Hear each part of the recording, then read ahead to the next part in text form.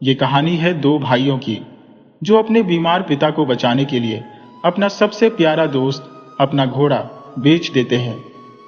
पर क्या आप जानते हैं, इसी एक फैसले ने उनकी पूरी दुनिया बदल दी।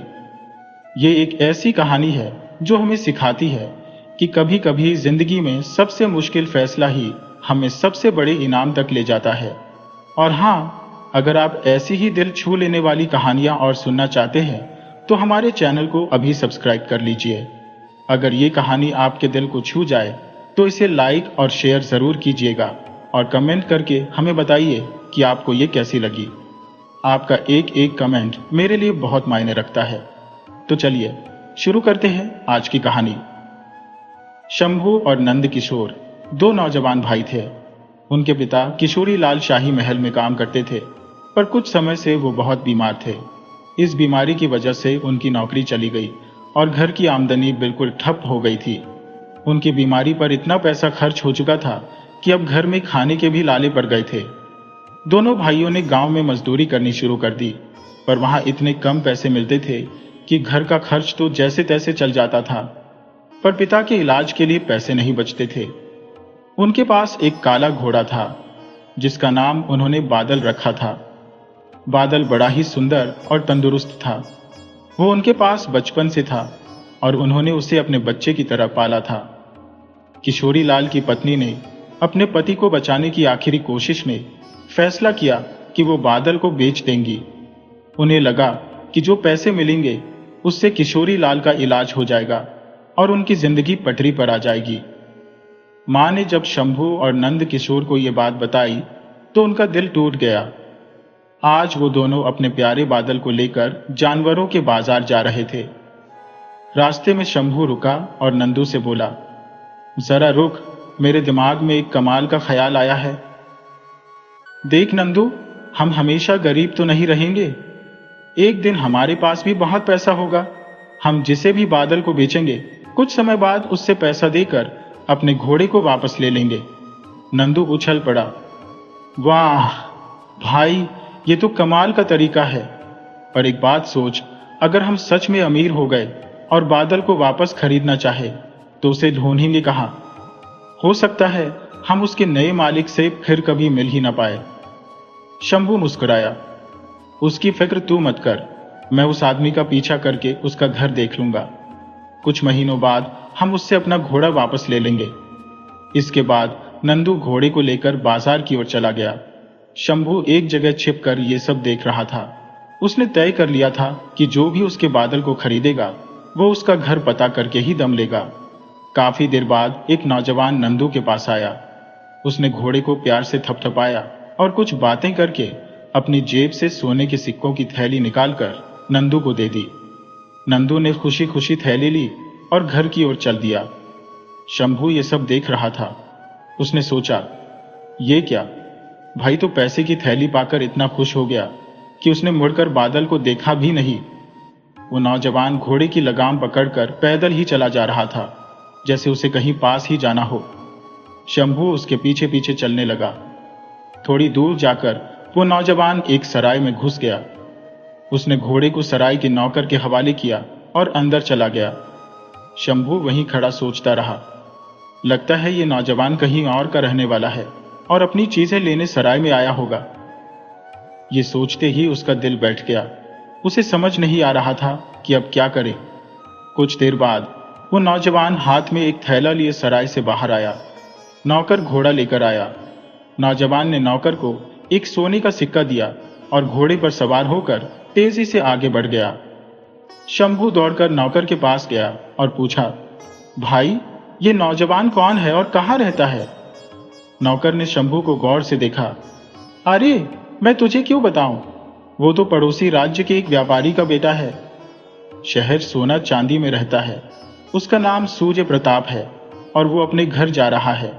शंभू बोला, अगर नहीं बताना तो मत बताओ, पर हाँ, मैंने सुना है कि शहर सोना चांदी की अंजीरें बहुत ही स्वादिष्ट होती हैं। क्या तुमने खाई है? नौकर ने कहा, मैंने तो नहीं खाई, पर मेरे दादा ने खाई थी। शंभू ने पूछा, क्या तुम्हारा उस शहर में कोई काम है? हाँ, मुझे वहां जाना है, एक जरूरी काम है। नौकर बोला, तो ठीक है, तुम ये सोने का सिक्का रख लो और मेरे लिए वहां से अंजीरें लेती आना। मेरा नाम संतोष है। शंभू ने सोने का सिक्का ले लिया। उसे बहुत भूख लगी थी, तो उसने कुछ मिठाई खरीद कर खाई और बाकी पैसे से शहर सोना चांदी जाने का मन बना लिया। वो अपने प्यारे बादल को लिए बिना घर वापस नहीं जाना चाहता था। परेशानी ये थी कि उसका घोड़ा सैकड़ों कोस दूर शहर सोना चांदी के एक व्यापारी के बेटे के पास था, और अगर वो वहां पहुंच भी जाता तो इतने बड़े शहर में सूर्य प्रताप को ढूंढता कैसे। यही सब सोचते सोचते वो एक बगीचे में पहुंचा और एक पेड़ के नीचे लेटते ही उसे गहरी नींद आ गई। वो अभी सोया ही था कि अचानक बगीचे का मालिक अपने 5-6 नौकरों के साथ आ पहुंचा। वो एक लंबा चौड़ा आदमी था जिसकी बड़ी बड़ी मूंछें थी। उसने शंभू को ठोकर मारी और बोला, अरे ये तेरे बाप का बगीचा है क्या, जो यहां इतनी आराम से सो रहा है? शंभू आंखें मलते हुए उठा और उसे देखकर बुरी तरह डर गया। वो भागने ही वाला था कि मालिक और उसके नौकरों ने उसे दबोच लिया। मालिक बोला, अब तू मेरी कगैद में है। वे सब शंभू को पकड़कर उसी बगीचे में बने एक घर के अंदर ले गए। मालिक ने शंभू को एक कमरे में धक्का दिया और बोला, सुनो लड़के, मेरा नाम मंगल डाकू है। फिर उसने अपने एक साथी से कहा, इस लड़की को भी कुसुमलता के साथ बंद कर दो, इसको भी उसी के साथ बेच देंगे। शंभू को एक तहखाने में बंद कर दिया गया, जहां पहले से ही एक बहुत सुंदर लड़की मौजूद थी। उस लड़की ने पूछा, तुम कौन हो? शंभू ने कहा, मेरा नाम शंभू है और ये डाकू मुझे जबरदस्ती यहां ले आए हैं। पर तुम कौन हो? लड़की बोली, मैं बदनसीब कुसुमलता हूं। जब से मैंने होश संभाला है, खुद को इस मंगल डाकू के कब्जे में ही पाया है। पहले वो मुझसे घर का सारा काम करवाता था, पर अब मुझसे शादी करना चाहता है और मैंने मना कर दिया है। इसीलिए उसने मुझे इस तहखाने में बंद कर दिया है और अब वो मुझे शहर सोना चांदी में किसी अमीर आदमी को दासी बनाकर बेच देगा। शहर सोना चांदी का नाम सुनकर शंभू चौंका। कुसुमलता ने दुखी होकर कहा, न जाने मेरे माँ बाप कौन है? शंभू बोला, मंगल डाकू तो मुझे भी बेचने की बात कर रहा था। कुसुमलता बोली, अगर उसने तुम्हें मेरे साथ बेच दिया तो तुम कभी अपने घर का मुंह नहीं देख पाओगे। शंभू ने कहा, शहर सोना चांदी जाने की तो मेरी बहुत इच्छा है।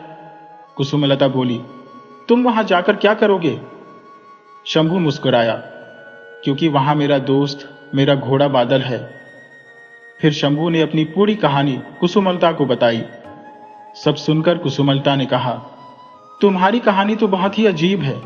लगता है तुम अपने घोड़े बादल से बहुत प्यार करते हो। अगले दिन सुबह डाकू के एक साथी ने उन्हें खाने के लिए खाना दिया। थोड़ी देर बाद मंगल डाकू तहखाने में आया और कुसुमलता से कहने लगा, कुसुमलता, मैं तुम्हें कितनी बार कह चुका हूं कि तुम मुझसे शादी कर लो। देखो मेरे पास कितनी दौलत है, लोग मेरे नाम से कांपते हैं। कुसुमलता ने कहा, मंगल सिंह, तुमने बचपन में ही मुझे मेरे माँ बाप से अलग कर दिया था। ऐसे इंसान से मैं शादी कैसे कर सकती हूँ? मंगल बोला, तो कभी भी अपने माँ बाप से नहीं मिल पाएगी। मैंने तुझे एक काफिले को लूटते समय एक बूढ़े आदमी से छीना था। वो बूढ़ा आदमी ही तेरा बाप होगा और अब तक तो वो मर भी चुका होगा। ये सुनकर कुसुमलता की आंखों में आंसू आ गए। डाकू मंगल ने आखिरी बार पूछा, क्या तू मुझसे शादी करेगी या नहीं? अगर करेगी तो तेरी जिंदगी राजकुमारियों से कम नहीं होगी, वरना मैं तुझे किसी अमीर आदमी की नौकरानी बनाकर बेच दूंगा। कुसुमलता बोली, मुझे उसकी परवाह नहीं है। यह तो अच्छा ही होगा कि मुझे तुम जैसे जालिम से छुटकारा मिल जाएगा। ये सुनकर मंगल डाकू गुस्से में पैर पटकता हुआ चला गया। थोड़ी देर बाद वो फिर वापस आया और उसके साथ एक और आदमी था। मंगल ने अपने साथी से कहा, नूरा, तू इस लड़की को अपने साथ ले जा और शहर सोना चांदी में बेच दे। इसे ऐसे अमीर आदमी के पास बेचना जो इसे दासी बनाकर रखे और दिन रात काम करवाए।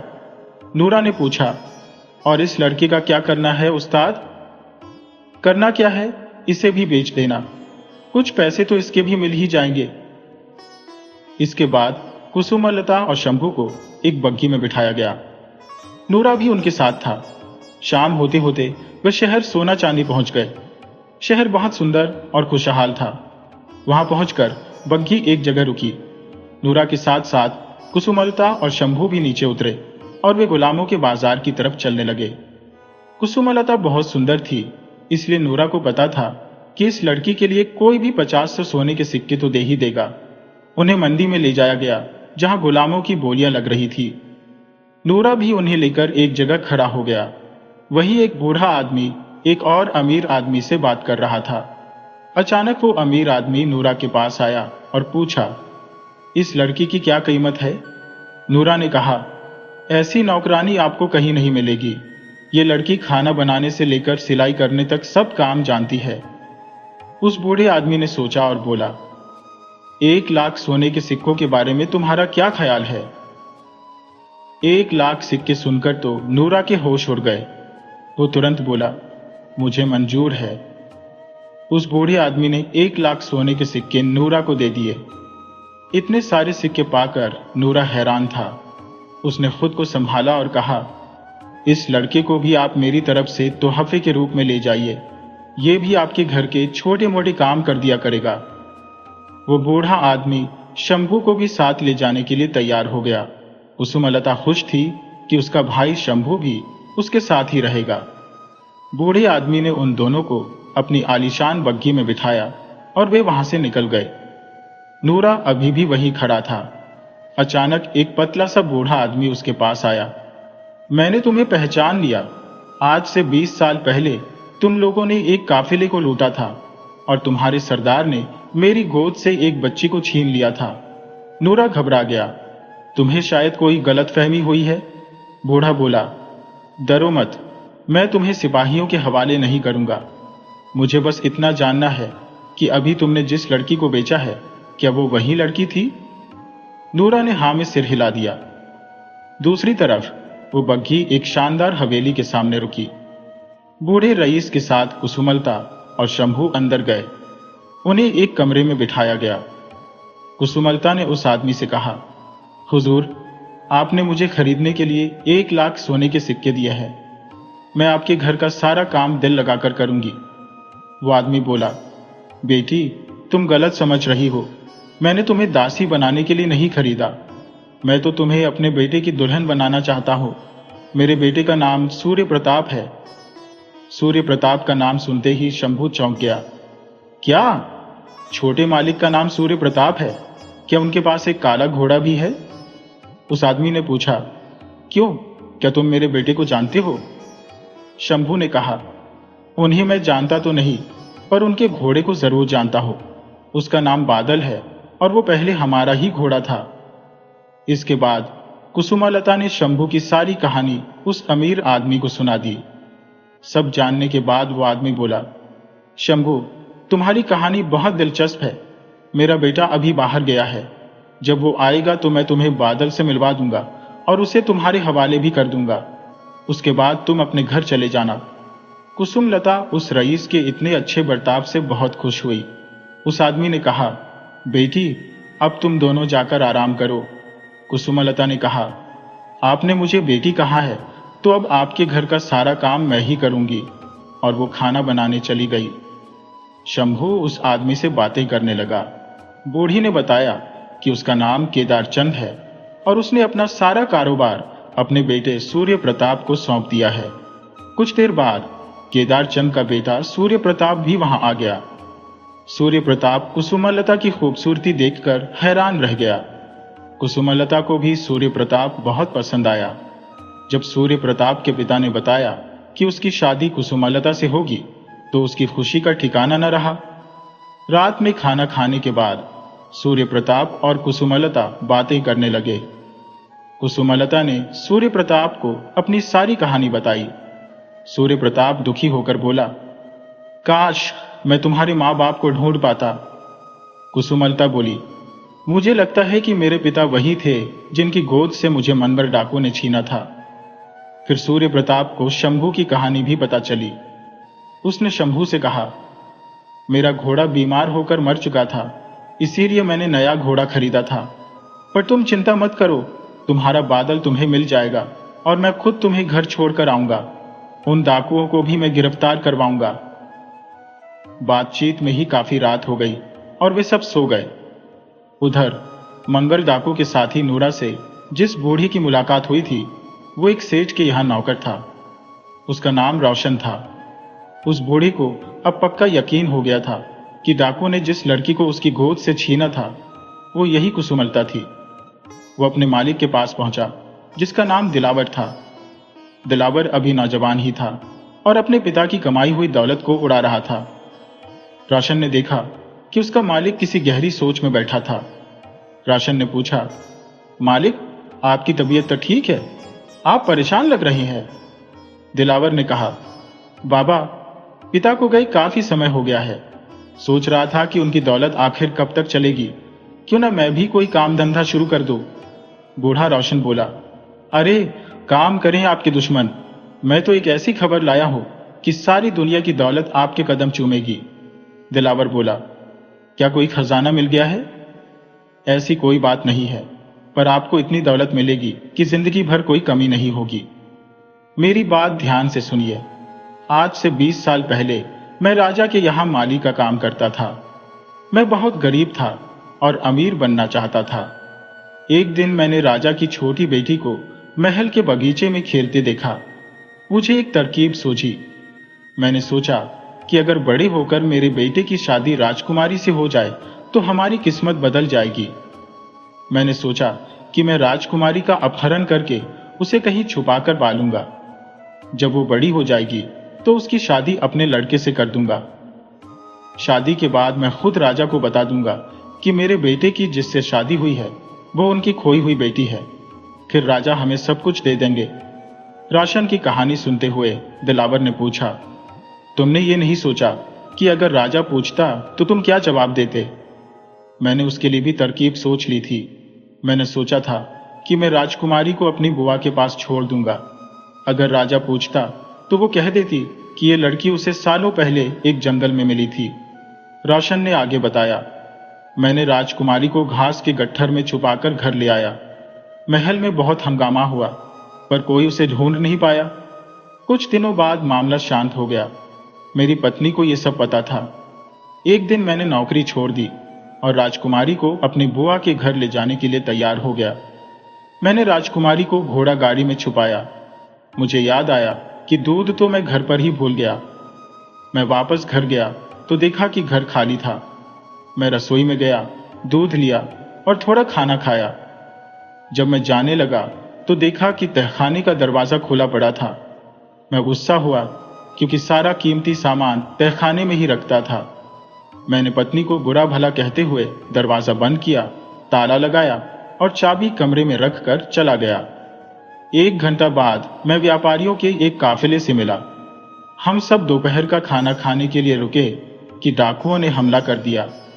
मैं राजकुमारी को गोद में लेकर भागा, पर उन्होंने मुझे पकड़ लिया। डाकू सरदार ने मेरी गोद से बच्ची को छीन लिया और बोला, बड़ी होकर हमारा काम करेगी। मेरे सारे सपने टूट गए। दिलावर ने बेचैनी से पूछा, राजकुमारी अभी डाकुओं के पास ही है? बूढ़े रोशन ने कहा, मैं बस यही बताने जा रहा हूं। आज मैंने उन डाकुओं के सरदार के एक साथी को, सेठ केदार चंद को, एक सुंदर दासी बेचते देखा। मैंने उससे पता लगाया कि यह वही लड़की है। अब मैं सोच रहा हूं कि अगर आपकी शादी राजकुमारी से हो जाए तो आपकी जिंदगी बन जाएगी। राजा की कोई दूसरी औलाद नहीं है, वो आपको ही अपना उत्तराधिकारी बना देंगे। दिलावर की आंखें चमक उठी। केदार चंद के घर से उस लड़की को कैसे निकाला जाए? रोशन बोला, मालिक, जब तक मैं हूं आप चिंता मत करो। मैं कल ही राजकुमारी को आपके सामने ला खड़ा करूंगा। अगले दिन बूढ़ा रोशन सेठ केदार चंद के घर पहुंचा और उनसे कहा, कुसुमलता मेरी बेटी है। इसे बरसों पहले डाकुओं ने मुझसे छीन लिया था। कुसुमलता ने जब ये बात सुनी तो उसे भी रोशन पर यकीन होने लगा, क्योंकि मंगल डाकू ने भी यही कहा था कि उसने उसे एक बूढ़े आदमी से छीना था। उसने भी मान लिया कि रोशन उसका पिता है। केदार चंद को पहले तो यकीन नहीं हुआ, पर जब कुसुमलता ने भी हां भरी तो वो भी मान गए। शंभू को बूढ़े रोशन पर कुछ शक हो रहा था, पर उसने अपने शक को छुपाते हुए कहा, बाबा, बेशक कुसुमलता आपकी बेटी है, पर आप इसे कल ले जाइएगा, क्योंकि आज शाम हम कुसुमलता के साथ बिताना चाहते हैं। रोशन मान गया और कहा, ठीक है, मैं कल शाम को आऊंगा। रोशन वहां से चला गया और शंभू छिपकर उसका पीछा करने लगा। जब रोशन अपने मालिक के घर पहुंचा तो उसने सारी बात बताई। मालिक, कल कुसुमलता हमारे घर में होगी, आप उससे शादी कर लेना। शंभू, जो खिड़की से सब सुन रहा था, हैरान था कि कुसुमलता राजा की बेटी है। सारी सच्चाई जानकर वो चुपचाप उस घर से निकलकर सीधा राजा के महल पहुंचा। उसने राजा को सारी बात बताई कि उनकी बेटी को रोशन ने चुराया था और अब वो सेठ केदार चंद के घर है। राजा को पहले तो शंभू पर यकीन नहीं हुआ। उसने कहा, देखो लड़के, अगर तुम्हारी बात झूठ निकली तो तुम्हें सजा मिलेगी। शंभू ने कहा, महाराज, कल शाम को दिलावर और उसका नौकर रोशन सेठ केदार चंद के घर आने वाले हैं, आप भी वहां पहुंच जाइएगा। अगले दिन शाम को राजा अपने कुछ सिपाहियों और शंभू को साथ लेकर सेठ केदार चंद के घर पहुंच गए। बूढ़ा रोशन और दिलावर दोनों कुसुमलता को लेने के लिए वहां आ चुके थे। जब शंभू पहुंचा तो उसने राजा से कहा, महाराज, यही वो दिलावर और उसका नौकर रोशन है जिसने आपकी बेटी को अगवा किया था। राजा ने सिपाहियों को इशारा किया और उन्होंने दोनों को पकड़ लिया। राजा ने केदार चंद से कहा, सेठ जी, आप अभी तक अनजान हैं कि यह लड़की कुसुमलता मेरी बेटी है। इस रहस्य से पर्दा उठाने का सारा श्रेय शंभू को जाता है। शंभू दौड़कर कुसुमलता को बुलाया। राजा ने कुसुमलता की कलाई पर एक शाही निशान देखा जो एक मोर के पंख का था। राजा तुरंत पहचान गया कि यह उसकी बेटी है। कुसुमलता को इस बारे में कुछ पता नहीं था। वो तो ये सब देखकर हैरान थी। शंभू ने मुस्कुराते हुए कहा, कुसुमलता बहन, महाराज आपके पिता है। यह सुनकर कुसुमलता अपने पिता से लिपटकर रोने लगी। फिर कुछ देर वहां बिताने के बाद राजा अपनी बेटी को लेकर महल चले गए। राजकुमारी के मिलने की खुशी में राजा ने अगले दिन केदार चंद, सूर्य प्रताप और शंभू को खाने की दावत दी। उनका बहुत स्वागत किया गया। खाना खाने के बाद वे सब राज दरबार में आ गए। राजा ने ऐलान किया कि शंभू ने उनकी बिछड़ी हुई बेटी से मिलाने में बहुत मदद की है, इसलिए वो उसे 5 लाख अशरफिया इनाम में देते हैं। राजा ने केदारचंद से कहा, आपने मेरी बेटी को इसलिए खरीदा था कि आप उसे अपने बेटी की दुल्हन बना सके। हम आपकी ये इच्छा जरूर पूरी करेंगे। राजकुमारी और सूर्य प्रताप की शादी बहुत जल्दी तय हो गई। 1 हफ्ते के अंदर अंदर दोनों की शादी हो गई। अब शंभू को अपने घर की याद सताने लगी। सूर्य प्रताप उसे अपने साथ उसके घर की तरफ लेकर रवाना हो गया। शंभू का घोड़ा बादल भी उसके साथ था। राजा से इनाम में मिली अशरफिया हाथियों और घोड़ों पर लादी गई थी और एक बड़ा सा काफिला उनके साथ चल रहा था। जब वे शंभू के घर पहुंचे तो उसके माता पिता उसे देखकर बहुत खुश हुए। शंभू ने सारी कहानी बताई और 5 लाख अशरफिया देखकर सबकी आंखें खुली रह गई। इस दौरान शंभू के पिता भी अब स्वस्थ हो चुके थे। सूर्य प्रताप ने शंभू से कहा, अब जब हम यहां आ ही गए हैं तो क्यों न मंगर डाकू का हिसाब भी बराबर कर दिया जाए। सूर्य प्रताप सैनिकों की एक बड़ी टुकड़ी लेकर शंभू के साथ डाकुओं के ठिकाने पर हमला बोल देता है। डाकू अचानक हुए इस हमले से संभल नहीं पाए और सभी डाकुओं को गिरफ्तार करके कारागार में डाल दिया गया। इसके बाद सूर्य प्रताप अपने सैनिकों के साथ वापस अपने शहर लौट गया। शंभू अपने साथ शहर सोना चांदी से अंजीर से भरा एक थैला भी लेकर आया था। वो अपने घोड़े पर सवार हुआ और सराय के पास पहुंचा। उसने दरवाजा खटखटाया तो वही नौकर संतोष बाहर आया। शंभू ने उसे वो थैला सौंपते हुए कहा, ये लो भाई, अपनी अंजीरें। संतोष ने कहा, अरे तुम तो बड़े ईमानदार निकले। मुझे लगा था कि तुम मेरा सोने का सिक्का लेकर चंपत हो चुके होंगे। शंभू वहां ज्यादा देर नहीं रुका और अपने घर लौट आया। अब शंभू और उसका परिवार अपने घोड़े बादल के साथ खुशी से रहने लगे। देखा जाए तो इस घोड़े की वजह से ही उसका जीवन बदल गया था। शंभू का जब मन करता तो वो अपनी बहन राजकुमारी कुसुमलता से मिलने चला जाता। इस कहानी से हमें एक बात सीखने को मिलती है कि किस्मत से मिली दौलत से कहीं बढ़कर इंसानियत और ईमानदारी होती है। शंभू ने अपनी ईमानदारी और समझदारी से न सिर्फ अपने परिवार की जिंदगी बदली, बल्कि एक राजकुमारी को उसके परिवार से मिलाया और अपने सच्चे दोस्त को भी वापस पा लिया। ये कहानी अगर आपके दिल को छू गई हो तो इसे लाइक और शेयर जरूर कीजिएगा, और हाँ, हमारे चैनल को सब्सक्राइब करना मत भूलिएगा। अगली कहानी में आपसे फिर मिलेंगे।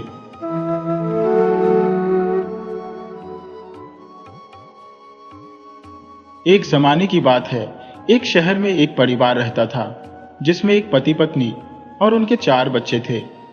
सबसे बड़ी बेटी थी प्रिया, जिसका रंग सांवला था, थोड़ा कालापन लिए हुए। उससे छोटे तीनों भाई बहन गोरे चिट्टे और सुंदर थे। वक्त अपनी चाल चलता रहा और प्रिया सहित सभी बच्चे बड़े हो गए। उनकी पढ़ाई लिखाई भी पूरी हो गई थी, लेकिन प्रिया के लिए जो भी रिश्ता आता उसके सांवले रंग के कारण सब उसे ठुकरा देते। उसका कहीं भी रिश्ता पक्का नहीं हो पा रहा था। पर प्रिया बहुत ही नेक दिल इंसान थी। लोग उसके रंग के आगे उसके गुणों को नहीं देखते थे। धीरे धीरे उसकी दोनों छोटी बहनों की शादी हो गई और भाई की भी शादी हो गई। घर में भाभी भी आ गई, लेकिन प्रिया की सगाई नहीं हो पा रही थी। उसका कोई भी रिश्ता कामयाब नहीं हो रहा था। उसकी उम्र भी निकली जा रही थी। माता पिता इसी सोच में डूबे रहते थे कि कैसे हमारी बेटी की शादी हो जाए, यह भी अपना घर बसा ले। दिन ब दिन भाभी भी रोज नए नए ताने देती, जिससे वह बेचारी बहुत दुखी रहती। उसका काला रंग उसके लिए मानो एक शाप बन गया था। आज फिर उसे लड़के वाले देखने के लिए आ रहे थे। तब प्रिया की मां कहने लगी, बेटी, ये नए कपड़े ले, थोड़ा सज संवर ले, तुझे लड़के वाले देखने आ रहे हैं। क्या पता आज तेरा रिश्ता पक्का हो जाए। वह कहने लगी, मां, तुम बार बार मेरी बेइज्जती करवाती हो। सारे रिश्ते वाले मेरे मुंह पर ही ठुकरा कर चले जाते हैं। तुम क्यों मेरी शादी के पीछे पड़ी हो? तब उसकी मां कहने लगी, बेटी, हम चाहते हैं कि तेरा घर बस जाए और हमारी जिम्मेदारी पूरी हो जाए। तेरे सब भाई बहन जिंदगी में आगे बढ़ गए हैं, हमारे बाद तेरा क्या होगा? हमारे सामने तेरी भाभी तुझे इतना भला बुरा कहती है, लेकिन हम चुप रहते हैं। हम कुछ नहीं कह सकते क्योंकि हम मजबूर हैं। अब प्रिया बेमन से तैयार हो गई और चाय की थाली, जिसमें नाश्ता वगैरह था, लेकर मेहमानों के कमरे में गई। वहां लड़का, लड़के के माता पिता बैठे थे। जब उन्होंने प्रिया को देखा तो एकदम से खड़े हो गए और लड़के की मां कहने लगी, कैसी काली कलूटी लड़की है, मेरा लड़का तो लाखों में एक है, मैं ऐसी किस्मत कैसे करूंगी? तब दोनों पति पत्नी उठने लगे। तब प्रिया का पिता हाथ जोड़कर कहने लगा, ऐसा मत कीजिए, मेरी लड़की बड़ी गुणवान है, उसके गुणों की कद्र कीजिए।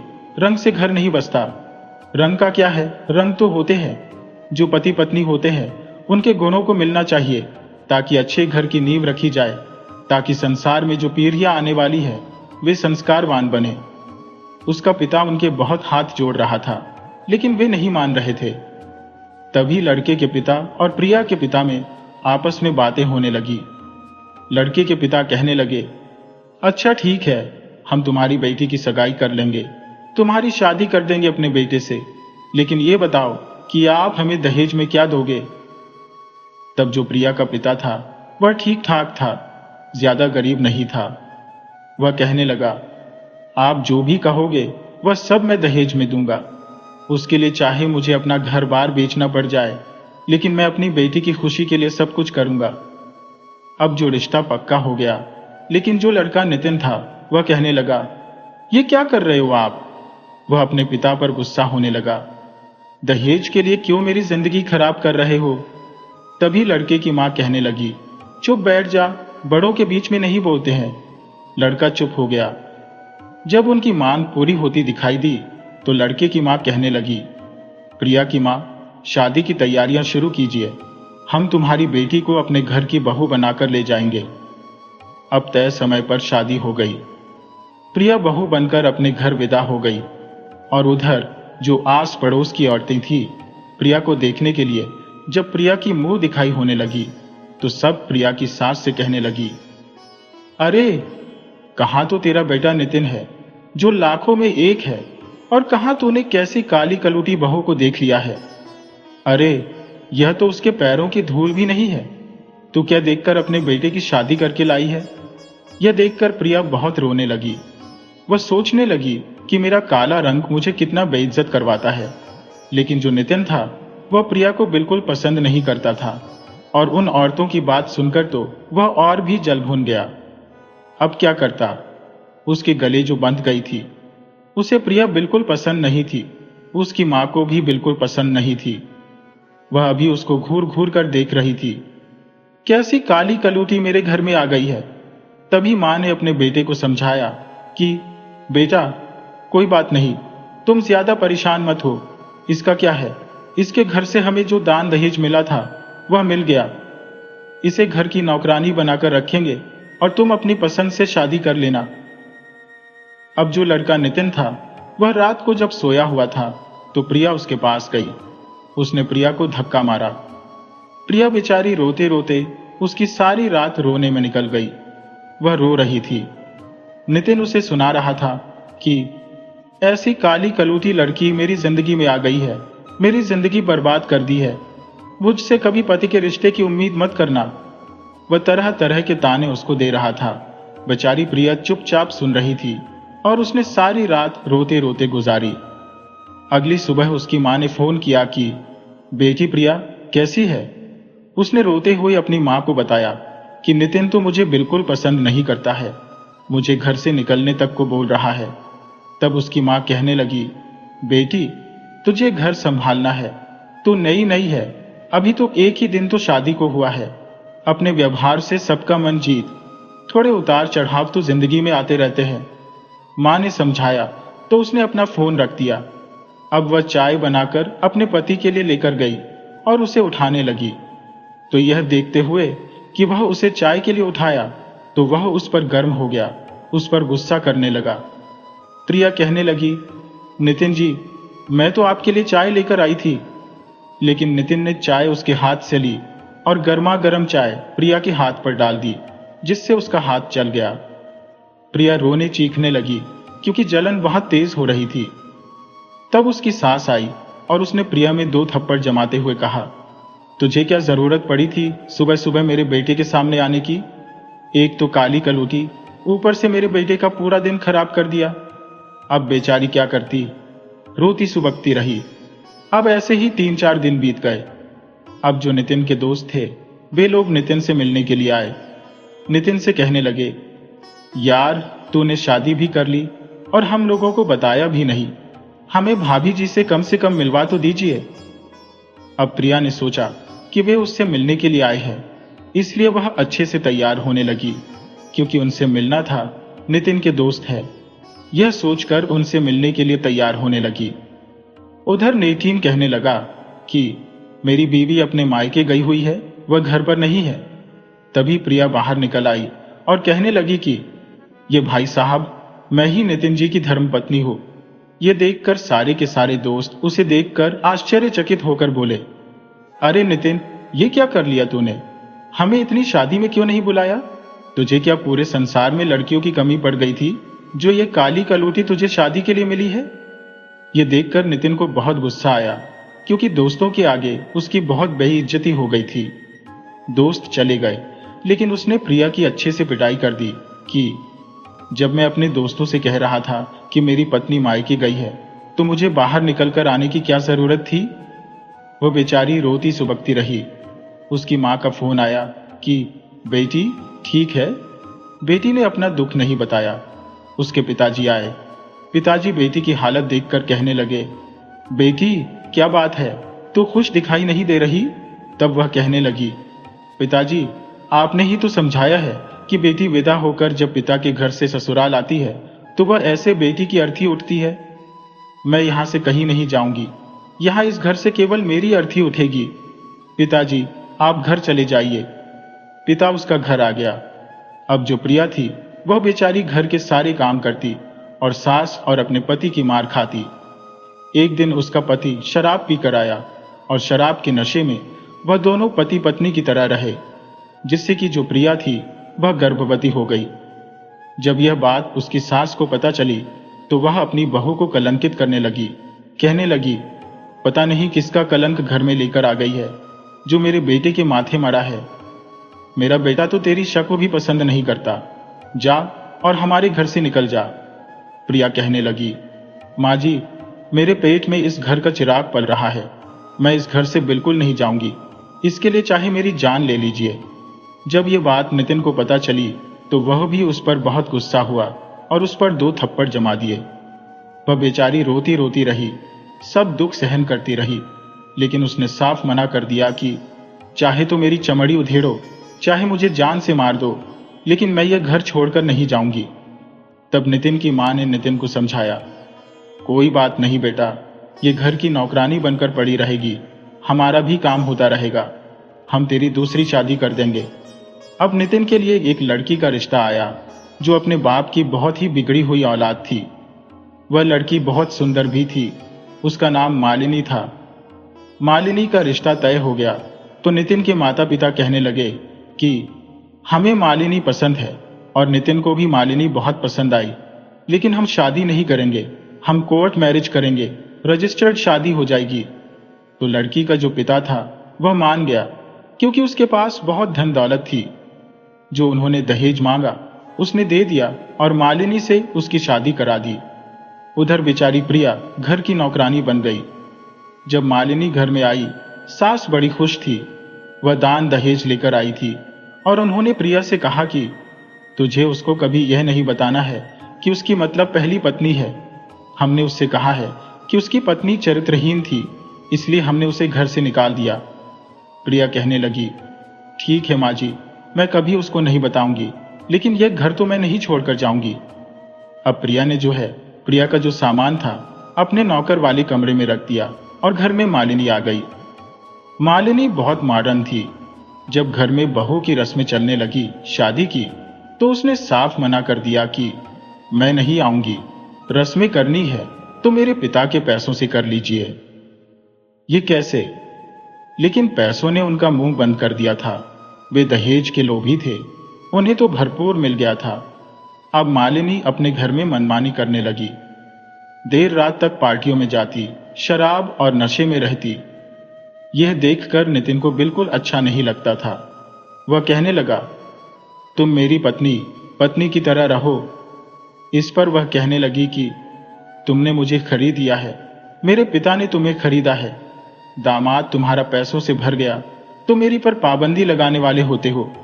और यह कहकर मालिनी थी, वह रोज पार्टियों में जाती, कभी सास की नहीं सुनती, कभी पति की नहीं सुनती, किसी की नहीं सुनती थी।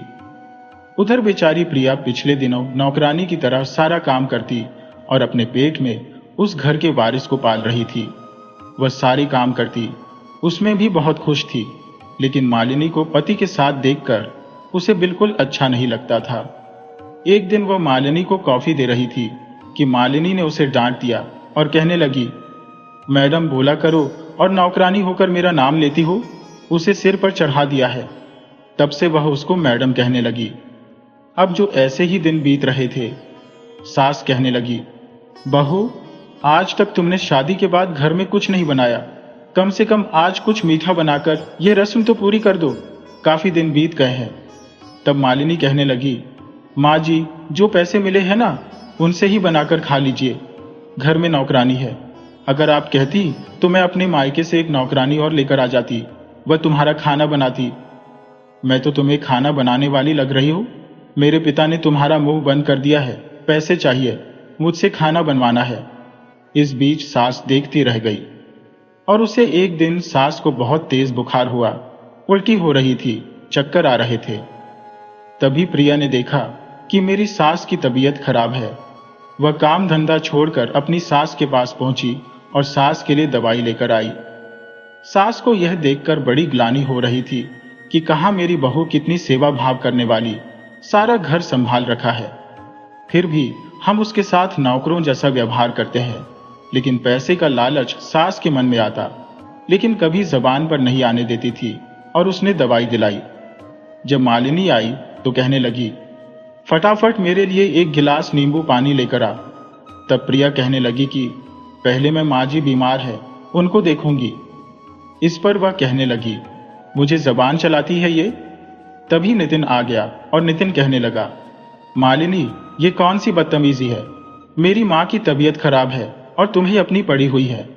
वह कहने लगी, तुम तो चुप ही रहो, तुम्हें जो चाहिए तुम्हें मिल गया ना, मुझे जो करना है मुझे करने दीजिए। नितिन चुप हो गया, लेकिन वह मालिनी से बिल्कुल खुश नहीं था। वह कहीं न कहीं अब प्रिया को तलाशने लगा। उसे प्रिया की अच्छाइयां नजर आने लगी। सास को भी प्रिया की अच्छाइयां नजर आ रही थी। तभी प्रिया ने जो अपने पति के साथ अपने सास ससुर को रहने के लिए कहते, लेकिन वह हिम्मत नहीं कर पा रहे थे कि मालिनी के होते हुए प्रिया को कैसे रख सकते हैं। अब आगे पीछे जब भी टाइम मिलता, समय मिलता, मौका मिलता, तभी नितिन प्रिया से बातें करने की कोशिश करता। प्रिया उसी से खुश हो जाती। एक दिन प्रिया के साथ नितिन को बात करते हुए मालिनी ने देख लिया। मालिनी ने तुरंत पुलिस को बुला दिया और कहा कि इन्हें गिरफ्तार कर लीजिए, ये एक पत्नी के होते हुए दूसरे रिश्ते दिल रखते हैं। पुलिस आ गई। लड़की का पिता आ गया। उसने कहा कि मैंने इनको मांगा था, ये दिया, फिर भी ये लोग सही नहीं है। वह कहने लगा, नितिन कहने लगा, मालिनी, मैंने तुमसे शादी करके अपने जीवन की सबसे बड़ी भूल की है। मेरी पत्नी तो यह प्रिया है जो एक रंग के कारण मैंने इसे इतना दुत्कारा, पीजा, घर निकालने की कोशिश की, अपने अंश को अपना अंश नहीं कहा, फिर भी यह मेरे घर को संभालने में लगी हुई है, मेरे घर से बाहर नहीं गई। मैं तो पति होकर तुझे इतना प्यार कर रहा था और ससुर ने भी तुझे हाथों पर रखा, कोई रोक टोक नहीं थी मालिनी, लेकिन तूने तो हमें जूते की ठोकर पर रखा। मालिनी कहने लगी, तो वह इसी लायक तुम तो दहेज के लोभी हो। तुमने पहली बहू की कद्र नहीं की और मुझसे शादी कर ली। इसके खिलाफ केस बनता है, इन्हें गिरफ्तार कीजिए। पुलिस आगे। उसका पिता कहने लगा, इसको गिरफ्तार कर लीजिए, इन्होंने मेरी बेटी के साथ धोखा किया है। तभी मालिनी खिलखिलाकर हंसने लगी और कहने लगी, वाह, मान गए भैया तेरे को, तो कितनी पति धर्म निभाने वाली, और यह तेरी कद्र नहीं समझे। अब प्रिया की आंखें फटी की फटी रह गई। प्रिया कहने लगी कि तुम ऐसा क्यों बोल रही हो? तो वह कहने लगी, ये मेरे पिता नहीं है, ये मेरे वकील है, और तू भूल गई मैं तेरी बचपन की सहेली हूं। वह कहने लगी, जब ये बच्चे तुझे काली कहते थे तब भी मैं बच्चों को डांट देती थी, किसी की हिम्मत नहीं थी तुझे काली कहे। अब मैं जब अमेरिका से लौटी तो तेरी शादी हो चुकी थी। जिस दिन मैं घर गई, क्योंकि मैं इतने सालों बाद आई थी, बचपन से जवान हो गई हो, तो मुझे कोई नहीं पहचान पा रहा था। वैसे भी मेरे पास कोई कमी नहीं है। जब मैं अपनी बचपन की सहेली से मिलने के लिए गई तो तेरे माता पिता बड़े उदास थे, बड़े दुखी हो रहे थे तेरे लिए। जो उन्होंने मुझे पूरी बात बताई है, तो हमने मिलकर ही यह नाटक किया। जो मेरी शादी हुई है वह फर्जी शादी है, तेरे पति के साथ मेरा कोई संबंध नहीं है। ये सब तो मैंने इन्हें सबक सिखाने के लिए किया है। हमारी कोई रजिस्टर्ड शादी नहीं हुई। ये मेरे पिता नहीं, मेरे वकील हैं। अब तो जो नितिन और उसकी माँ थे, वे खड़े खड़े हैरान रह गए और देखने लगे। वे अपनी बहू से माफी मांगने लगे, कहने लगे कि बहू, हमें माफ कर दे। दहेज में हम इतने लोभी हो गए कि तेरे गुणों को, तेरे रंग के पीछे तेरे गुणों को पहचान नहीं पा रहे थे। उस सुंदरता का क्या करें जिसमें कोई गुण ना हो, और उस गुण का क्या करें जो सुंदर ना हो। यानी सुंदरता होना जरूरी नहीं है, गुण होना जरूरी है। सुंदरता से घर नहीं बसते, गुणों से घर बसते हैं। रंग तो दो ही है, काला या गोरा। अगर आदमी काला है तो उसको दुत्कारिए मत, उसके गुणों की परख कीजिए, क्योंकि जो हीरा होता है कोयले में ही निकलता है, कोयले की खानों में ही मिलते हैं। और असली हीरा क्या है, कौन है, यह तो जौहरी पहचान सकता है। इसलिए हमने कोयले को पकड़ा और हीरे को छोड़ दिया। अब सास ससुर को अपनी करनी पर पछतावा हो रहा था। पति को भी बहुत पछतावा था, लेकिन जब उन्हें पता चला कि यह फर्जी शादी थी तो उन्होंने अपनी बहू से माफी मांगी, और पति ने भी अपनी पत्नी को अपने गले लगा लिया और उससे माफी मांगी। कहने लगा कि सच में तुम ही मेरी जीवन संगिनी हो। ऐसी जीवन संगिनी पाकर तो मैं धन्य हो गया। दोस्तों, अब प्रिया अपने सास ससुर और पति के साथ सुख से रहने लगी। अगर आपको हमारी कहानी पसंद आई हो तो कृपया KTV स्टोरी को लाइक करें, सब्सक्राइब करें और शेयर करें। राधे राधे जी।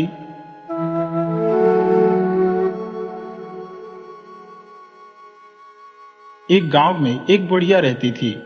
उसके एक बेटा और एक बहू थी। बुढ़िया अपनी बेटा बहू से बहुत प्यार करती थी। बेटा भी अपनी माँ की खूब सेवा करता था, उसे खाना खिलाता, नहलाता, क्योंकि बुढ़िया की उम्र तकरीबन 87-75 साल थी।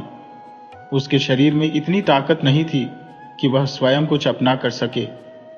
एक दिन उसका बेटा कहने लगा, माँ, यहाँ पर कोई काम धंधा नहीं है, इसलिए मैं परदेश जाकर कमाने के लिए जा रहा हूँ। उसकी माँ ने कहा कि ठीक है बेटा, तुम परदेश जाओ, अपनी जिंदगी भी चलानी है। तब वह अपनी बहू को समझाने लगा कि मेरे जाने के बाद मेरी माता का पूरा ध्यान रखना, उसे किसी प्रकार का कोई दुख ना हो। उसकी पत्नी बोली, ठीक है, मैं माँ का पूरा ध्यान रखूंगी, माँ जी का। लेकिन बहू जो थी वह बड़ी दुष्ट थी। वह हमेशा बुढ़िया से छुटकारा पाने के लिए सोचती रहती थी। बेटे के आगे तो वह कुछ नहीं कर पाती थी, लेकिन बेटा के जाते ही तो वह अपनी मनमर्जी करने लगी। वह न तो बुढ़िया का सही से ख्याल रखती थी और न ही उसे सही से खाना पीने के लिए देती थी। कभी दिन में खाना दे दिया तो रात को नहीं दिया, रात में दे दिया तो दिन में नहीं दिया। ऐसे ही बेचारी बुढ़िया बहुत रोती रहती थी। वह मजबूर थी कि क्या करे। अब कुछ दिन के बाद उसका बेटा परदेश से लौटा तो वह अपनी माँ के पास गया और पूछने लगा, माँ, तुम कैसी हो? तुम्हारी सेवा तो ठीक से हुई है। लेकिन बुढ़िया क्या कहती? वह सोचने लगी, अगर बेटे को सच बता दिया तो बेटा जो बहू से लड़ाई करेगा और घर में क्लेश होगा। इतने दिनों बाद मेरा बेटा घर आया है, मैं उसकी सुख शांति भंग नहीं करना चाहती। और उसने अपने बेटे को कुछ नहीं बताया और कहने लगी, हाँ बेटा, मेरी तेरी बहू ने बहुत सेवा की है। बेटा अपना खुश हो गया और अपनी पत्नी से भी बहुत प्यार से मिला। अब शाम को जब बेटा आया रात को, तो पत्नी से बोला कि माँ को खाना खिला दिया? तो पत्नी ने कहा कि हाँ, खिला दिया। तब वह अपनी माँ के पास गया और बोला, माँ, खाना खा लिया? तो माँ कहने लगी, नहीं, मैंने खाना नहीं खाया। तो वह अपनी पत्नी के पास गया और कहने लगा, माँ तो कह रही है खाना नहीं खाया। तब वह बोला, माँ की तो उम्र हो गई है, भूल गई होंगी, मैंने उनको खाना खिला दिया, आप निश्चिंत रहिए। और काम सारा समेटकर पति पत्नी सोने के लिए चले गए। भूख के कारण उसे नींद भी नहीं आ रही थी, उसकी आत्मा कल्प रही थी। तब वह देखी कि बहू बेटा सोने चले गए तो वह रोती रोती कहने लगी, बेटा बहू सो गए, आज मेरी टूट गई निंदिया रानी, आ जाओ मेरे पास सो जाओ। हे माता रानी, हे प्रभु, ऐसी जिंदगी से तो मुझे उठा ले, अपने पास बुला ले। इस तरीके से वह बोल रही थी। तो उसके पति को, जो उसका बेटा था, अपनी पत्नी के पास था, उसे कुछ आवाज सुनाई दी। तब वह कहने लगा, माँ कुछ बोल रही है। तब उसकी पत्नी बात बदलते हुए कहने लगी, कुछ नहीं, तुम्हारी माँ कुछ नहीं कह रही है। वह बोला कि नहीं, कुछ कह रही है। तो बोली कि चलो तुम सुन लो क्या कह रही है। जब उसकी माँ बोलती, मेरे पास सो जाओ, अपने पास बुला लो, तब तो पत्नी चुप रहती और जब बीच के शब्द बोलती, अटकलें करती, कुछ बातें करने लगती, तो बेटे को बस यही सुनता कि माँ आ जाओ, मेरे पास सो जाओ, मुझे अपने पास बुला लो। यही बेटे को सुनाई देता। तब उसकी पत्नी कहने लगी, वह अपनी पत्नी से कहने लगा कि ऐसी क्या बात है जो माँ इस टाइम ऐसे बोल रही है। तब वह कहने लगी, उसकी पत्नी अपने पति से कि अगर आप जिद कर रहे हो तो चलो बता देती हो, नहीं तो मुझे तो बताते हुए भी बड़ी लज्जा आती है। तुम्हारी माँ ही इस उम्र में दूसरा विवाह करना चाहती है।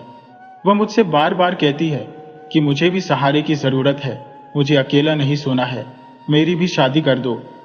मुझे तो कहते हुए बताते हुए तुम्हें बड़ी लज्जा आ रही है।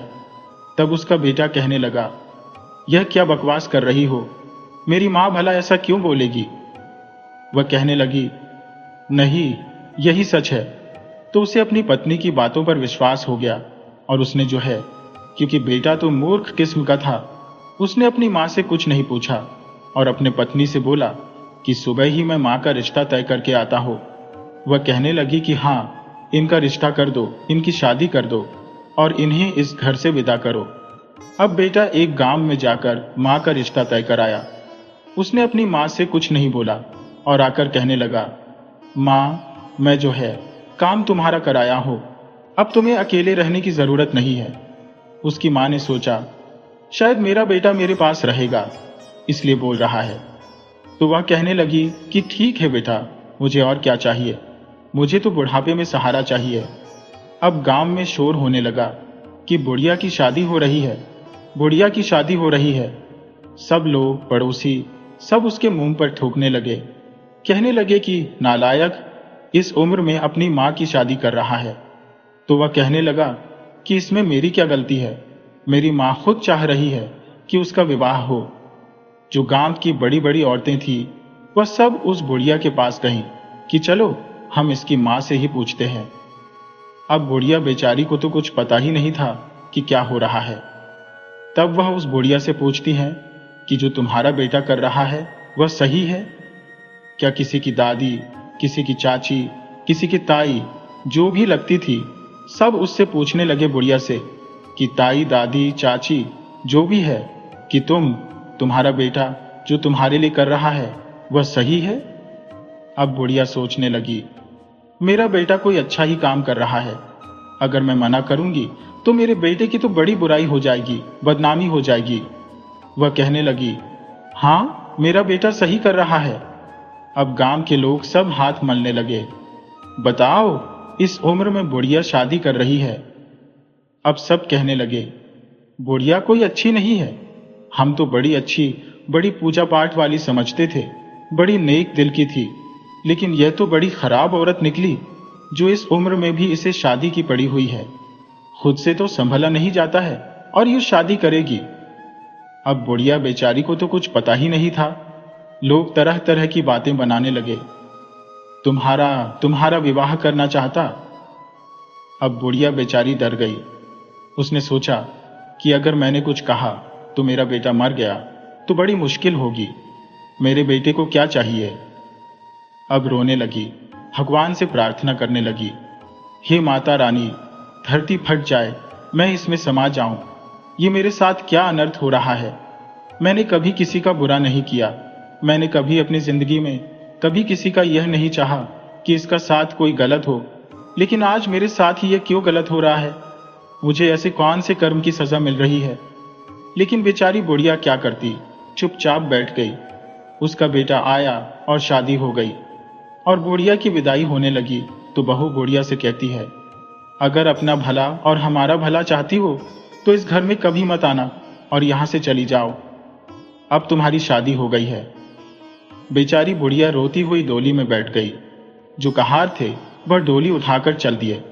चलते चलते शाम हो गई, अंधेरा छा गया। पड़ोस में ही एक गांव था, उस गांव में रुक गए। एक परिवार ने उन्हें जगह दे दी कि रात रात आप यहां रुक जाइए, सुबह चले जाना। पहले लोग तो ऐसे ही रुकते थे आसपास में, सबके साथ यही होता है, कोई ऐसा साधन नहीं था सवारी का। घर में रुक गए। रात भर बुढ़िया रोने लगी और अपने बेटे को याद कर करके सोचने लगी कि मेरे कौन से कर्म की सजा मुझे मिली है, जो एक बेटी माँ को अपने बेटे से अलग होना पड़ गया। मैंने तो जीवन जिंदगी के इस पड़ाव में कभी सोचा नहीं था कि मैं अपने बेटे से अलग हो जाऊंगी। अब वह तरह तरह से माता रानी से प्रार्थना करने लगी। तभी सूप और झाड़ू आपस में बातें कर रहे थे। बर्तन भी उनके साथ बोल रहा था, कह रहे थे कि जो यह घर की मालकिन है, इसके पास लक्ष्मी कहां से ठहरे, ये कभी हमारी कदर नहीं करती है। देखो, बर्तन कहने लगे, देखो मैं चारों तरफ बिखरा पड़ा हूं। झाड़ू कहने लगी कि ठंड में हमें बाहर फेंक देती है, हम बाहर पड़े रहते हैं। सूप भी कहने लगा कि ठंड का टाइम हम बाहर पड़े रहते, कोई ऐसा नहीं है जो हमें उठाकर अंदर रख दे। अगर हमें कोई उठाकर अंदर रख देगा तो हम उसे सुंदर कर देंगे। ये सुनकर बुढ़िया तुरंत झाड़ू, सूप और बर्तन को सलीके से उठाकर अंदर रख देती है। यह देखकर बुढ़िया हैरान रह गई कि यह क्या चमत्कार हो गया। बर्तन भी कहने लगे कि मैं भी इसके साथ जाऊंगा। अब जो घर की लक्ष्मी थी वह बुढ़िया के साथ चल दी। अगले दिन सुबह हुई तो कहार विदा करने के लिए बोले, तो बुढ़िया जब डोली में बैठी तो कहार देखकर हैरान रह गए कि वह जिसे लेकर आए थे वह तो 87 साल की बुढ़िया थी और यह तो 16 साल की लड़की है। बुढ़िया माँ से कुछ नहीं बोले और चुपचाप डोली उठाकर चल दिए। 16 साल की लड़की का यह कमाल हो गया। वह तो बुढ़िया बताकर गया था। सब लोग बोले कि चलो, यह जैसे इन्होंने किया है ठीक है, हमें क्या, हमारे घर में तो बहू आ गई और उसका घर में रहने लगी। अब उधर 7-8 दिन हो गए तो पड़ोसी जो उसके बेटे के साथ मजाक कर रहे थे, मजे ले रहे थे, कह रहे थे, अरे तेरी माँ को गए हुए 7-8 दिन हो गए, तू लेने नहीं गया। बेटा ने सोचा कि सच में लेने जाना होगा। तब वह अपनी पत्नी से कहने लगा कि मैं अपनी माँ को लेने जा रहा हूं। उसकी पत्नी कहने लगी कि पागल हुए हो जो माँ को लेने जा रहे हो। बेटा कहने लगा कि नहीं, लेने तो जाना पड़ेगा। जब बेटा उस गांव में पहुंचा तो उसकी माँ जो 16 साल की बन गई थी, उसने देखा उसका बेटा आया है तो वह भागकर जल्दी से चढ़ उस पर चादर बिछाई और बेटे को बड़े आदर के साथ बैठाया। दौड़कर पानी लाई, अच्छा अच्छा खाना बनाया, उसे खाना खिलाया और उसे सब हालचाल पूछा। तब वह बेटा कहने लगा कि मेरी माँ इस घर में है, मैं उसे लेने आया हूं। तब वह कहने लगी, बेटा मैं ही तेरी माँ हूं। तब वह लड़का हैरान रह गया और कहने लगा, क्यों मेरे साथ मजाक करती हो? मेरी माँ तो 87 साल की बूढ़ी औरत है, तुम तो 16 साल की कन्या हो। तो कहने लगे कि नहीं, मैं ही तेरी माँ। जब तूने मुझे विदा किया था तो उस समय हम घर में रुके थे और उस घर में झाड़ू, सूप, बर्तन आपस में बातें कर रहे थे कि जो भी हमें उठाकर रखेगा हम उसे सुंदर कर देंगे। मैंने वह सब चीजें सलीके से उठाकर रख दी। उन्होंने ही, उनके वरदान से ही मैं जो है 16 साल की बन गई। पूरी बात बताती है तो वह कहता है कि माँ, तूने यह सब क्यों किया? क्यों तूने समाज में मुझे बोलने के लायक नहीं रखा? क्यों तूने दूसरी शादी की? अब उसकी माँ रोने लगी और कहने लगी, तू था मथुरा, तूने मेरे से एक बार भी पूछा कि माँ बात क्या है? बेटा कहने लगा, नहीं, जब तुम कह रही थी तो मेरी पत्नी ने मुझे सारी बातें बता दी थी। तब वह कहने लगी, बेटा जब तू परदेश चला गया था तो तेरी पत्नी मेरे साथ बहुत अत्याचार करती थी, लेकिन जब तू आया तो मैंने तुझे इसलिए नहीं बताया कि कहीं तू अपनी बीवी से लड़ाई करेगा और सोचेगा मेरी माँ तो घर में क्लेश रखती है। इतने दिनों के बाद मैं आया हूं, इसलिए यह सोचकर मैंने तुझे कुछ नहीं बताया। तेरे जाने के बाद तेरी पत्नी मुझे खाना कभी दे दिया, कभी नहीं दिया, कभी रात को खाना खिला दिया तो कभी दिन में खिला दिया। जिस दिन दिन में खिला दिया उस दिन रात को नहीं देती थी, जिस दिन रात को खिला दिया उस दिन दिन में खाना नहीं देती थी। अब मैं बूढ़ी औरत, लाचार औरत, भला मैं क्या करती? तो मैं रात को जब तू आया मेरे से पूछने लगा कि तूने खाना खा लिया माँ, उस दिन भी मैंने खाना नहीं खाया था। तेरी बीवी ने मुझे खाना नहीं दिया था। जब तेरी बीवी ने कहा कि खाना खिला दिया तो तूने मुझसे पूछा नहीं कि माँ तो मना क्यों कर रही है? तुम दोनों तो पति पत्नी सोने चले गए, लेकिन मुझे भूख के मारे नींद नहीं आ रही थी। तब मैं अपने ईश्वर से, अपने भगवान से प्रार्थना कर रही थी कि बहू बेटा तो सो गए, आज मेरी टूट गई निंदिया रानी, आ जाओ मेरे पास सो जाओ। हे प्रभु, इस मिट्टी को संभाल लो, इस मिट्टी से मुझे छुटकारा दे दो, अपने पास बुला लो। बस मैं यही प्रभु से कर रही थी, जिसे पता नहीं तूने मेरी बातों का क्या अर्थ निकाला। बेटा बहुत शर्मिंदा हुआ और अपनी माँ के पैरों में गिर गया और कहने लगा, माँ चल, तू मेरे साथ चल अभी। और अपनी माँ को लेकर वहां से चल दिया और कहने लगा कि आज के बाद मेरी माँ यहां नहीं आएगी। अब रास्ते में जाकर वह कहने लगा, माँ इस 16 साल की उम्र में तो मैं तुम्हें नहीं स्वीकार करता हूं, मुझे तो अपनी पहले जैसी माँ चाहिए। अब बुढ़िया माता रानी से बहुत प्रार्थना करती है कि हे माता रानी, मुझे मेरे पहले ही रूप में दे दो। अब ईश्वर की कृपा से बुढ़िया पहले रूप में आ जाती है। अब बुढ़िया को ले जाकर बेटा अपने घर ले जाता है तो बहू देखते ही बहुत गुस्से में लाल पीली हो जाती है और कहती है, इस कुबुद्धि को ले आए, इसने तो समाज में हमारी नाक कटवा दी थी, फिर इसको लेकर आ गए। अब उसका पति उसको 2-4 चपेट रखता है बड़े जोर से कि नालायक औरत, तूने मेरी माँ के साथ इतना अत्याचार किया और अब बोलती है कि इसने नाक कटवा रखी है। बहू भी जो है समझ गई और माफी मांगी, और उसने अपनी सास से और अपने पति से माफी मांगी, और अब तीनों माँ बेटा पति पत्नी खुशी से रहने लगे।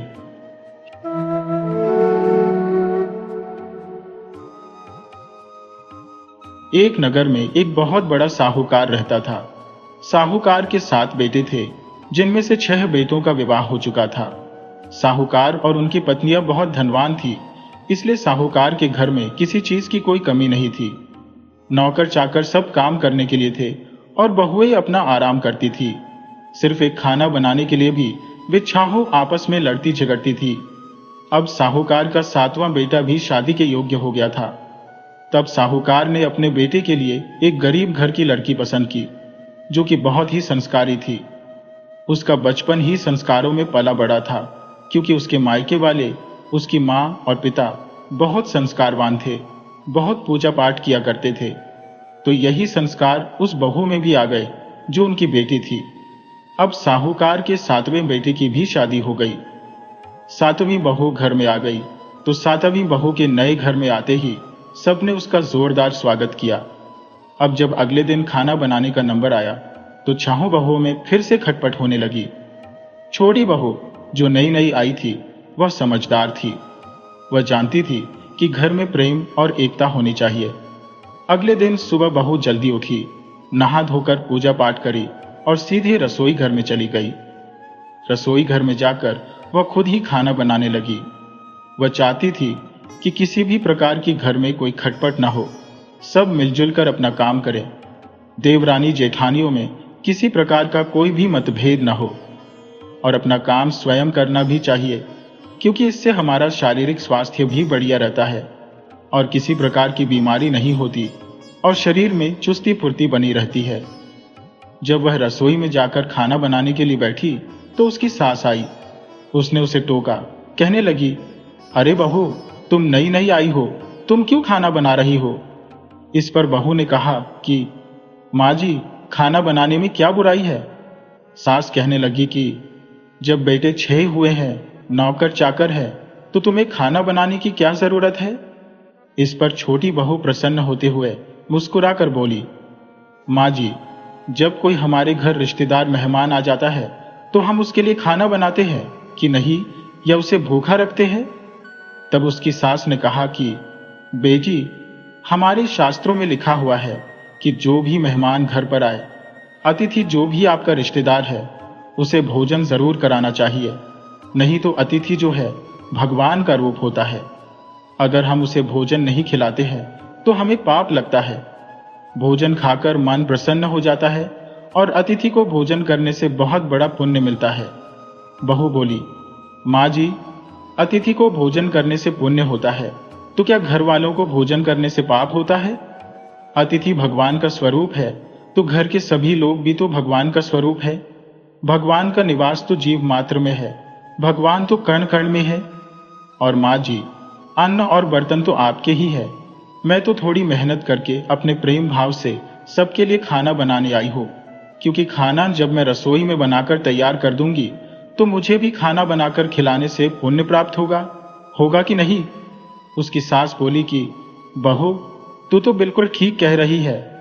बोली कि ठीक है बेटा, तू रसोई बना ले।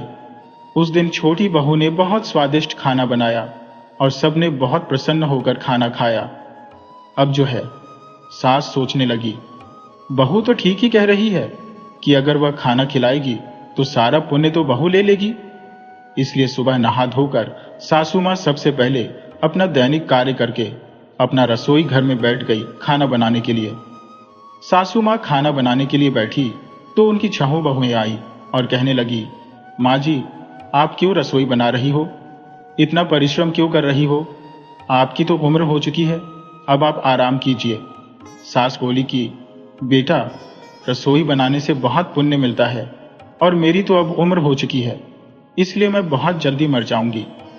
तो मैं अभी पुण्य नहीं करूंगी तो फिर कब करूंगी?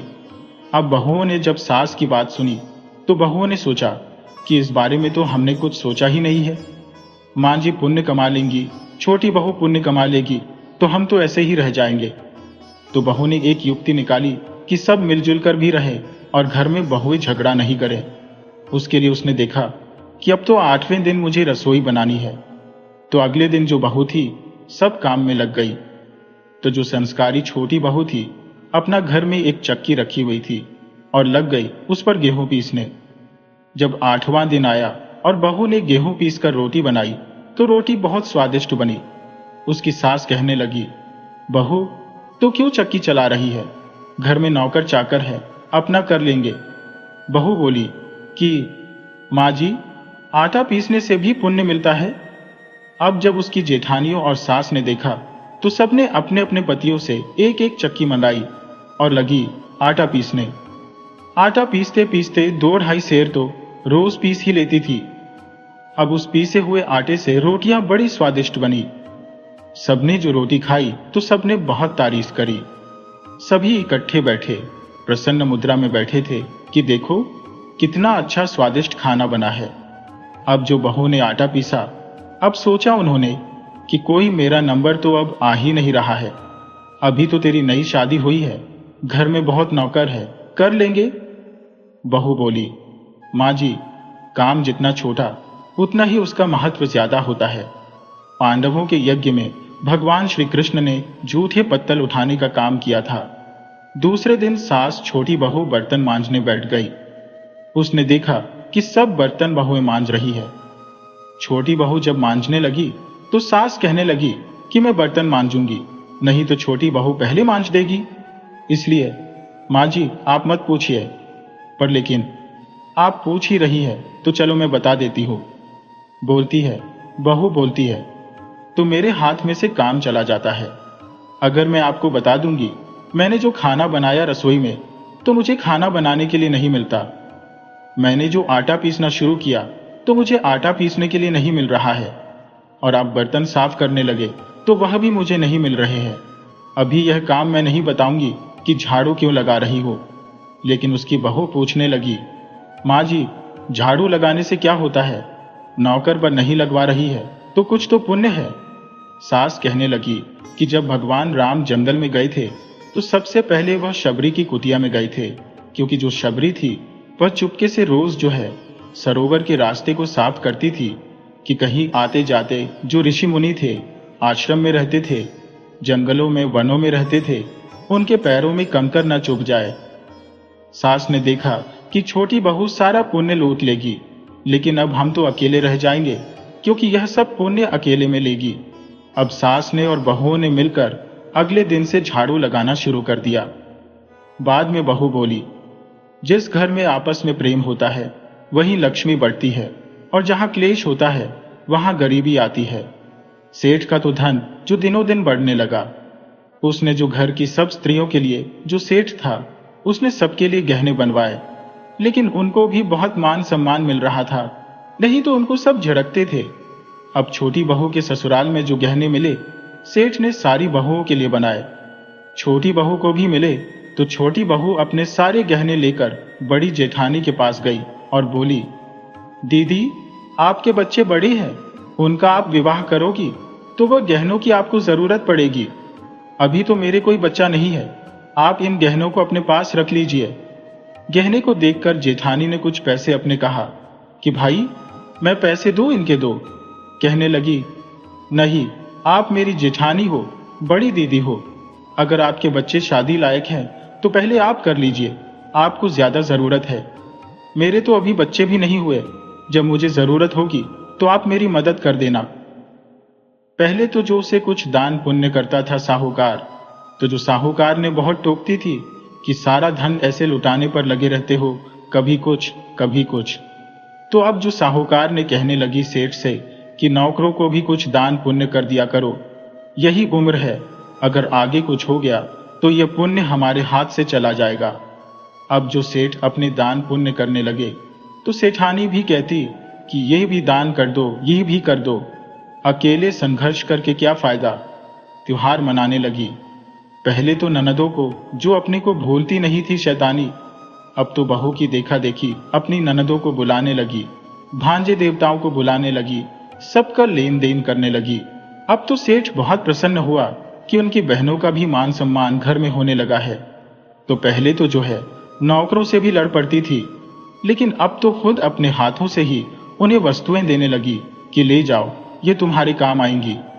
और आस पड़ोस के लोग भी जो उनसे सीखने लगे, तो आस पड़ोस के लोग भी बहू की, छोटी बहू की बहुत तारीफ करते कि किसने अपने घर को तो स्वर्ग ही बना दिया है। वे लोग भी पूजा पाठ और वह सब करने लगे। उनके घर की मिसाल दी जाने लगी कि देखो, 7 बहुएं अभी घर में रहेंगे तो लड़ाई झगड़े होते थे, लेकिन जब से छोटी बहू आई है, साक्षात लक्ष्मी आई है, अब उसकी चारों तरफ वाहवाही होने लगी। अब उसके घर में तो बहुत सुधार हुआ। अब जो है उनका घर खुशहाल हो गया। छोटी बहू ने बड़े सूझबूझ से काम लिया, तो आपस में भाईचारा जो उनका बना रहा और सब मिलजुल कर रहने लगे।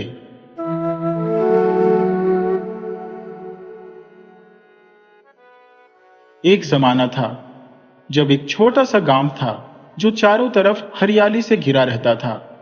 उसी गांव में एक सेठ और सेठानी रहते थे। उनका घर गांव में सबसे बड़ा था और वे लोग काफी दौलतमंद थे। पर एक बात थी, वे कभी पूजा पाठ नहीं करते थे, न ही किसी को कुछ दान पुण्य देते थे, जैसे मानो भगवान से कोई रिश्ता ही ना हो। सेठ तो बस पैसे के पीछे भागता था, उसे सिर्फ और सिर्फ पैसा जमा करने की धुन सवार रहती थी। सेठानी थोड़ी अलग थी, उसका दिल नरम था और वह थोड़ी बहुत पूजा पाठ करती भी थी। उसी गांव के एक पेड़ पर एक चिड़िया रहती थी, अपने छोटे छोटे बच्चों के साथ अपने घोंसले में। वह रोज गांव के घरों में दाना चुगने जाती और अपने बच्चों के लिए ले आती। जब वह गांव के घरों में दाना चुगने जाती तो उसे सेठ सेठानी का घर सबसे बड़ा दिखता। पर हैरानी की बात यह थी कि उस बड़े घर में उसे कभी एक दाना भी नहीं मिलता था। वह रोज जाती और सोचती कि आखिर इस घर में क्या है जो उसे एक दाना भी नहीं मिलता। एक दिन वह सेठानी के छज्जे पर जाकर बैठ गई, तो उसने देखा कि सेठानी आपस में बातें कर रही थी। वे कह रही थी कि हम क्या करें, हमारे कोई औलाद नहीं, हम इतना पैसा तो जमा कर रहे हैं, पर इसे कौन भोगेगा। ये कहकर सेठानी रोने लगी, क्योंकि संतान की चाहत हर इंसान को होती है। जब सेठानी रोने लगी तो चिड़िया उन्हें देख रही थी। अब तो चिड़िया रोज उस घर में जाती, उनके छज्जे पर बैठती और सेठ सेठानी की बातें सुनती। धीरे धीरे उसे सेठानी से लगाव होने लगा, क्योंकि सेठानी अपने बच्चों के लिए बहुत तड़पती थी। वह सोचती थी कि अगर मेरे भी बच्चे हो जाए तो मैं भी एक पूरी स्त्री बन जाऊं। गांव की दूसरी औरतें उन्हें ताने मारती थी, कोई उन्हें बांझ कहती थी तो कोई कुछ और। पर सेठ सेठानी में एक ही कमी थी, वे दान पुण्य या पूजा पाठ नहीं करते थे। वैसे व्यवहार में वे ठीक थे, किसी से गलत नहीं बोलते थे, पर भगवान की भक्ति में उनका मन बिल्कुल नहीं लगता था। अब चिड़िया रोज सेठ सेठानी को देखती तो उसे सेठानी से हमदर्दी होने लगी। चिड़िया सोचने लगी कि मेरे भी छोटे छोटे बच्चे हैं। एक औरत का दुख, एक माँ का दुख तो एक माँ ही समझ सकती है। बच्चों के बिना तो जीवन अधूरा है। ये समाज बिना बच्चों वाली माँ को तो जीने भी नहीं देता है। अब यह चिड़िया सेठानी से बोल तो सकती नहीं थी। उसने सोचा कि कुछ ऐसा करना चाहिए जिससे सेठानी को औलाद हो जाए, उसे संतान मिल जाए। तभी फागुन का महीना शुरू हुआ था। फागुन का महीना लगते ही कृष्ण पक्ष की चतुर्दशी को शिव महाराज की महाशिवरात्रि का बड़ा त्योहार आने वाला था। तब चिड़िया ने तय किया कि वह इस सेठानी के लिए संतान प्राप्ति की कोशिश जरूर करेगी। उस चिड़िया ने अपने बच्चों को भरपेट खाना खिलाया और उनसे बोली कि बच्चों, अब तुम इतने बड़े हो गए हो कि अपना ख्याल रख सकते हो। मैं कुछ दिनों के लिए कहीं जा रही हूं, इसलिए अपना ध्यान ठीक से रखना। अब चिड़िया ने वहां से उड़ना शुरू किया। छोटी सी चिड़िया उड़ते उड़ते कई दिनों की यात्रा के बाद कैलाश पर्वत पर पहुंच गई। भूखी प्यासी चिड़िया कैलाश पर्वत पर महादेव और माता पार्वती बैठे हुए थे। उनके चरणों में गिरकर बेहोश हो गई। माता पार्वती ने चिड़िया को उठाया और उससे बोली कि चिड़िया, तुम्हें क्या परेशानी है, तुम यहां कैसे आ गई।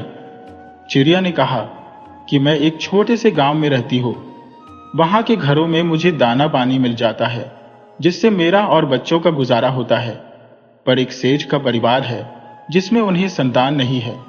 मैं रोज सेठ सेठानी की बातें सुनती हूँ।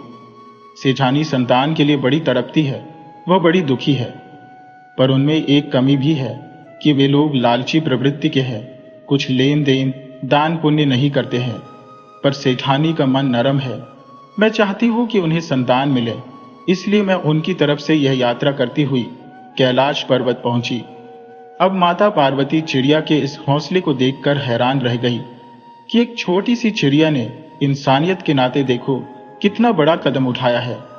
तब माता पार्वती श्री महाराज से कहने लगी, महाराज, उन सेठानी के भाग्य में औलाद है या नहीं है? तब महादेव जी बोले, पार्वती, उस सेठ के भाग्य में औलाद का सुख नहीं है। एक तो उसको संतान का योग नहीं है, दूसरा वह भगवान की भक्ति से दूर रहते हैं और न ही कोई दान पुण्य करते हैं, न ही संतों की सेवा करते हैं, न ही कोई व्रत त्योहार करते हैं, इसीलिए उनके संतान नहीं है। माता पार्वती कहने लगी कि यह छोटी सी चिड़िया इतनी दूर उनके लिए आई है तो इसे खाली हाथ नहीं जाने दूंगी। लेकिन महादेव कहने लगे, पार्वती, यह संसार सागर है, इसमें कोई किसी चीज से दुखी है, कोई संतान की तरफ से दुखी है तो कोई संतान के लिए दुखी है, कोई धन के लिए दुखी है तो कोई शरीर के लिए दुखी है।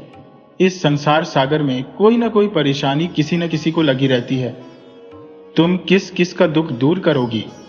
जब चिड़िया ने यह बातें सुनी तो वह माता पार्वती के चरणों में अपना सिर पटकने लगी, क्योंकि स्त्रियां जानती थी अगर पिता से कोई चीज लेनी है तो माता को खुश कर लो।